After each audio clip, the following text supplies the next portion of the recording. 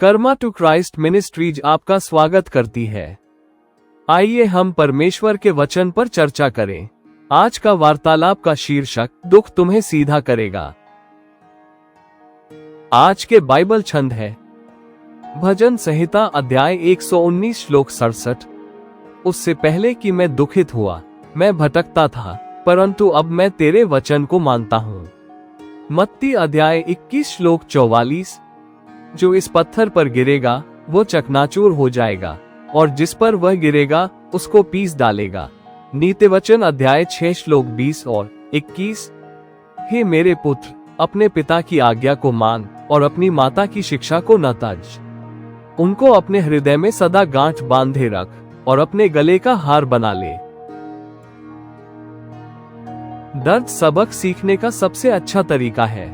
एक बार जब आप किसी दर्दनाक अनुभव से गुजरते हैं तो आप दोबारा उससे गुजरने से पहले 2 बार सोचेंगे। जरूर आप किसी को सिखा सकते हैं कि जीवन में किन चीजों से बचना चाहिए, उन्हें बार बार चेतावनी दे सकते हैं, उन्हें दूसरों के उदाहरण दे सकते हैं जो जीवन में गलत फैसले लेने की वजह से पीड़ित हैं, और उन्हें दिखा सकते हैं कि अगर वे ईश्वर को अस्वीकार करते रहेंगे तो उनका क्या होगा, आदि। हालांकि हम में से ज्यादातर लोग तभी सीखते हैं जब हम टूटकर गिर जाते हैं। यही जीवन है और इसी तरह इंसान ईश्वर के सामने समर्पण कर देता है। मैं लगातार ऐसे माता पिता को सुनता हूं जो दुखी हैं और अपने बच्चों को बार बार वही बातें दोहराते दोहराते थक गए हैं, जो उन्हें गंभीरता से लेने और उनके निर्देशों को सुनने से इनकार करते हैं।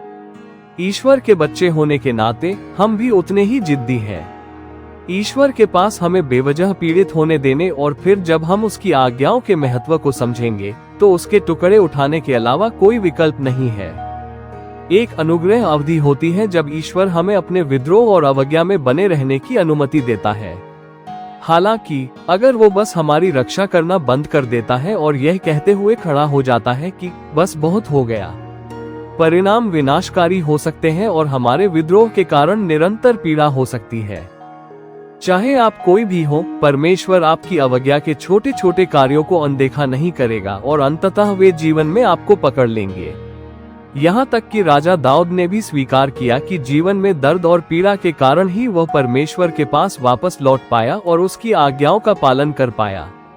मसीह वह चट्टान है जिस पर हमें गिरना चाहिए और टूट जाना चाहिए, यानी जब हम उसकी इच्छा के आगे समर्पण करते हैं तो हमें अपना अभिमान, पहचान और आत्मसम्मान पूरी तरह से खो देना चाहिए। अन्यथा यदि हम यह मानते हुए जीते रहेंगे कि हमें बदलने की आवश्यकता नहीं है या हमें अपने पापों के लिए मसीह से क्षमा की आवश्यकता नहीं है, तो उसका क्रोध हम पर पड़ेगा और फिर हमारे लिए कोई आशा नहीं रहेगी। यदि आपके प्रियजन आपकी दी जा रही चेतावनियों को अनदेखा कर रहे हैं तो उन्हें परमेश्वर के सामने समर्पित कर दें और परमेश्वर से उन पर दया करने के लिए कहें, क्योंकि वह उनसे व्यक्तिगत रूप से निपटता है। चाहे आप उन्हें कुछ भी सिखाने की कोशिश कर रहे हो, परमेश्वर हमेशा बेहतर काम करेगा और वे कभी भी सबक नहीं भूलेंगे। कभी कभी हम उन लोगों के प्रति अपना प्यार खो देते हैं जिनकी हम सबसे अधिक परवाह करते हैं। दर्द और पीड़ा के माध्यम से उनमें अपने कार्य को पूर्ण करने की परमेश्वर की योजना में बाधा उत्पन्न कर सकते हैं। आइए प्रार्थना करें। स्वर्गीय पिता, आप 10,000 में सबसे प्रमुख हैं, जिसने कहा मैं तुम्हारे साथ हूँ, डरो मत, जिसने कहा मैं तुम्हें मजबूत करूंगा और तुम्हारी मदद करूंगा। पिता, हमेशा हमारे लिए देखने और अपने वचन के माध्यम से हमें चेतावनी देने के लिए धन्यवाद। जब हम जिद्दी होते हैं और अपने तरीके से चलते हैं तो आपके धैर्य के लिए धन्यवाद। हमारे माता पिता, नेताओं और पवित्र आत्मा के निर्देशों की अनदेखी करने के लिए हमें क्षमा करें। हमारे बच्चों के साथ अपना धैर्य खोने के लिए हमें क्षमा करें जो हमारी सलाह को सुनने से इनकार करते हैं। हमें अभी थोड़ा पीड़ित होने और मृत्यु के बाद अनंत पीड़ा से बचने की अनुमति देने के लिए धन्यवाद।